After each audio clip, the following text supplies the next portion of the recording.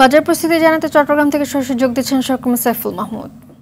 সাইফুল, বাজারে তেল, আলু, পেঁয়াজ সহ বিভিন্ন পণ্যের দামের বিষয়ে সবশেষ কি তথ্য আছে আপনার কাছে জানাবেন?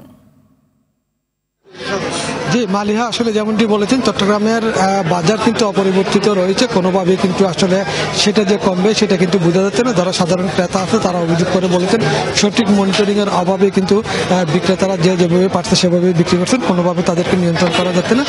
আমি আজকে সকালে যদি বাজার দরের কথা বলে থাকি, দেশি পেঁয়াজ বিক্রি হতে 130 থেকে 35 টাকায় খুচরা বাজারে, এবং ভারতীয় পেঁয়াজ বিক্রি হতে 120 টাকায়, এবং তেলের দাম কিন্তু অপরিবর্তিত রয়েছে। তেলের দাম কিন্তু কোথাও কোথাও কিন্তু গায়ের রেট থেকে বেশি বিক্রি করছে বলে অভিযোগ করছেন যারা সাধারণ ক্রেতা আছে তারা।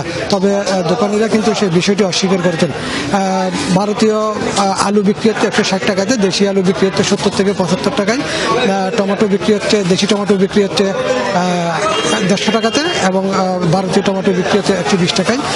মাছের দাম অপরিবর্তিত রয়েছে, তবে ক্রেতারা অভিযোগ করে বলছেন মাছের দাম বৃদ্ধি, কিন্তু বিক্রেতারা বলছেন মাছের দাম অপরিবর্তিত রয়েছে।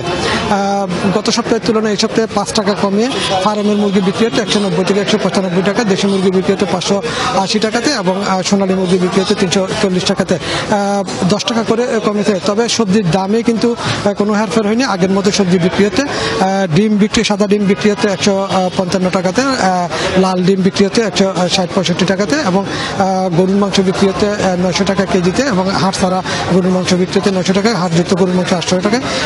গরুর মাংসের দাম অপরিবর্তিত রয়েছে। তবে যারা সাধারণ ক্রেতা আছে তারা অভিযোগ করে বলেছেন আসলে সঠিক মনিটরিং হচ্ছে না বিধায় বাজারের পরিস্থিতি এরকম রয়ে গেছে।